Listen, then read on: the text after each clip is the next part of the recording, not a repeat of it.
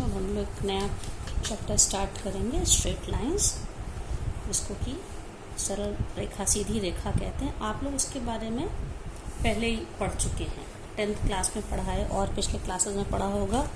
और ये टॉपिक हम लोग का कोऑर्डिनेट ज्योमेट्री का है, जिसको हम लोग निर्देशांक ज्यामिति कहते हैं। उससे रिलेटेड टॉपिक है बच्चों। तो पहले ये देख लेते हैं। ये तो पता ही है, ये दो कोऑर्डिनेट एक्सेस होते हैं, X axis and Y axis and origin है, जिसके कोऑर्डिनेट्स होते हैं 0 0।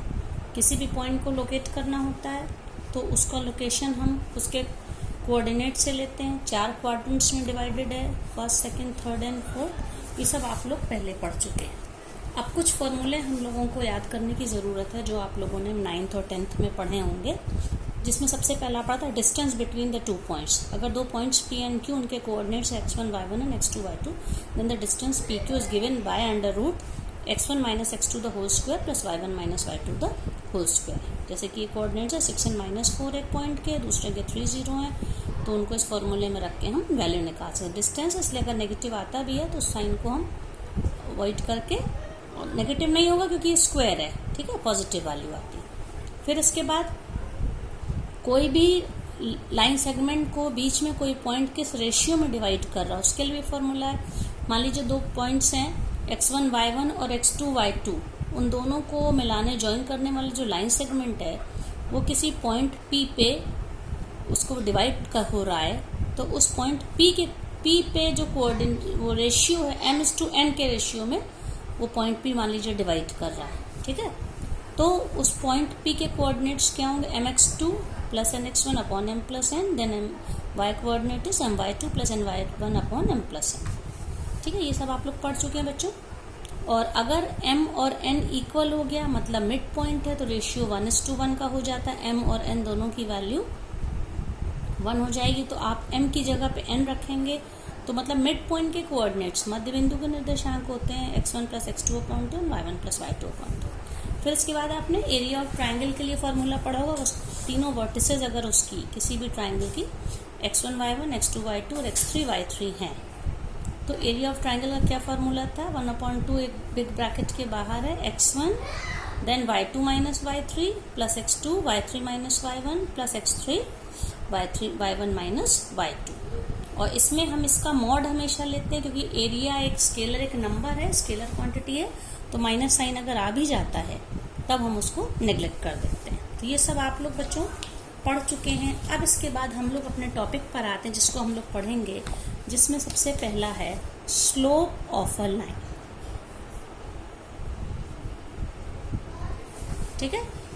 तो क्या होता है स्लोप, जैसे कि मान लीजिए ये कोऑर्डिनेट एक्सिस है जिसमें कोई लाइन L है, ये लाइन L है, मान लीजिए ये x एक्सिस है और ये y एक्सिस है और ये ओरिजिन है, मूल बिंदु, ठीक है।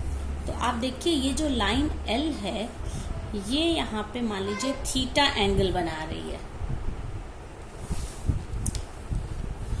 तो ये जो हमें पता है पॉजिटिव डायरेक्शन ऑफ थीटा या एंगल क्या होता है, वो इस तरह से, मतलब ये एंटी क्लॉकवाइज जो रोटेशन होता है, ये पॉजिटिव डायरेक्शन होता है। तो कोई भी लाइन एक्स एक्सिस के पॉजिटिव डायरेक्शन में जो एंगल बनाती है, इस एंगल को हम लोग क्या कहते हैं, इंक्लिनेशन। इसके लिए क्या वर्ड यूज होता है, इंक्लिनेशन, या इसको हिंदी में कहते हैं झुकाव। क्योंकि इंक्लिनेशन और स्लोप में आपको डिफरेंस समझना बहुत ज़रूरी है बच्चों। तो इंक्लिनेशन इसका है। अब इस इंक्लिनेशन का जो टेंजेंट होगा, that is known as slope. Slope को हम लोग क्या कहते हैं, टैन थीटा। तो जो ये थीटा क्या था, इंक्लिनेशन या एंगल, और उसका जब हमने टेंजेंट ले लिया तो टैन। तो स्लोप ऑफ एनी, तो स्लोप क्या है ये बच्चों, इसको हम लोग क्या कहते हैं, slope of a line is tan theta. और स्लोप को हिंदी में हम लोग क्या कहते हैं, प्रवणता या ढाल, ठीक है। तो इस तरह से हम लोग स्लोप ऑफ द लाइन को डिफाइन कर सकते हैं टैन थीटा से। बच्चों बार बार मैं कह रही हूँ, inclination is not slope, inclination means angle. मान लीजिए किसी केस में थीटा अगर π/3 है, ठीक है, तो इंक्लिनेशन क्या होगा, inclination will be pi by 3 or 60 degree, while slope will be tan pi by 3, that is √3. ठीक है. अब इसके बाद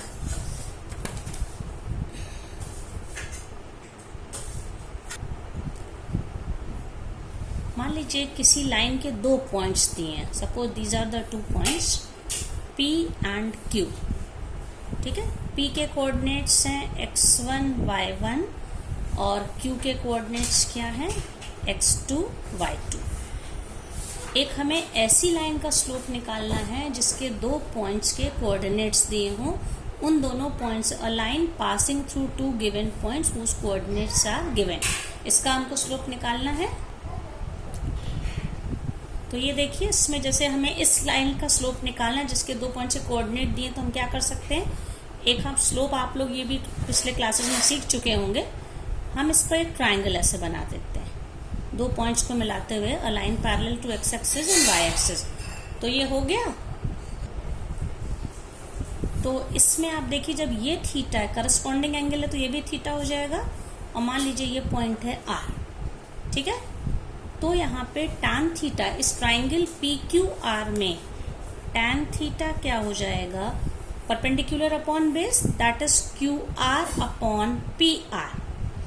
अब QR का क्या मतलब है, QR के जो कोऑर्डिनेट्स होंगे, ये QR का मतलब है यहाँ से यहाँ तक का distance. Okay, that is y2. और R है यहाँ से यहाँ तक का डिस्टेंस, मतलब QR है this distance minus this distance. इसके कोऑर्डिनेट्स क्या थे, देखिए x1 y1 थे. तो ये जो डिस्टेंस है, this distance is y1 and this distance is y2. So what will be QR, y2 minus y1. In the same way PR, as coordinates, x coordinate of Q is x2. जब ये distance x2 है तो ये भी distance x2 होगा. ठीक है. ये डिस्टेंस x2 हो जाएगा. और ये डिस्टेंस क्या था, और ये वाला जो डिस्टेंस है यहाँ से यहाँ तक का, ये हमको PR चाहिए. इसका मतलब this distance minus this distance. तो ये डिस्टेंस हमारा x2 है, ये डिस्टेंस हमारा x1 है. सो x2 माइनस x1. तो इस तरह से कह सकते हैं कि अगर 2 पॉइंट्स दिए हैं, a line segment joining the 2 points PQ whose coordinates are x1 y1 and x2 y2, its slope is given by the formula tan theta is equals to y2 minus y1 upon x2 minus x1.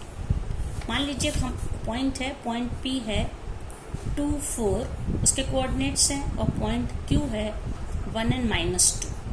ठीक. तो हमको इन दोनों point से जो line पास हो रही है उसका स्लोप निकालना है. क्या formula, y2 minus y1, x1 y1 x2 y2. सो -2 -4 अपॉन 1 -2. तो क्या आ जाएगा ये, -6 upon -1, that is -6. Slope of the line is -6. अब बच्चों एक बात और हमें बतानी है इसमें, कि अगर कोई भी लाइन x एक्सिस के पैरेलल है, ठीक है, तो उस लाइन का स्लोप हमेशा 0 होता है. x एक्सिस के पैरेलल है, मतलब जैसे यहाँ पे देखिए इस तरह से लाइन है, तो वो x एक्सिस से कोई एंगल नहीं बना रही. इसका मतलब क्या हो गया कि थीटा 0 है. तो क्या हो जाएगा, tan 0 degree is equals to 0. So slope of a line which is parallel to x axis is always 0. और एक ऐसी लाइन जो कि y एक्सिस के पैरेलल है, y एक्सिस के पैरेलल कोई लाइन है तो उसका इंक्लिनेशन या एंगल क्या हो जाएगा, 90 डिग्री. उस कंडीशन में स्लोप क्या हो जाएगा, a line parallel to y axis में tan m is equals to tan 90 degree which is infinity not defined. तो इसका क्या मतलब है, स्लोप को हमें बताने, स्लोप हम उन्हीं लाइंस का निकाल सकते हैं जो जहाँ पे एंगल 90 डिग्री ना हो, अदर देन 90 डिग्री 0 से 180 डिग्री के बीच होना चाहिए लाइन. अब जैसे मान लीजिए मैंने यहाँ पे एक ये लाइन मैंने बनाई, तो ये यहाँ पे इंक्लिनेशन, ये ऑब्ट्यूज एंगल है, ग्रेटर देन 90 डिग्री है. ठीक है. तो इसका स्लोप जो होगा, जब एंगल्स 90 डिग्री से ज़्यादा हो जाएंगे, तो ऑब्ट्यूज एंगल जब हो जाएगा तो उसका स्लोप क्या हो जाएगा, नेगेटिव. और एक्यूट एंगल के लिए स्लोप पॉजिटिव.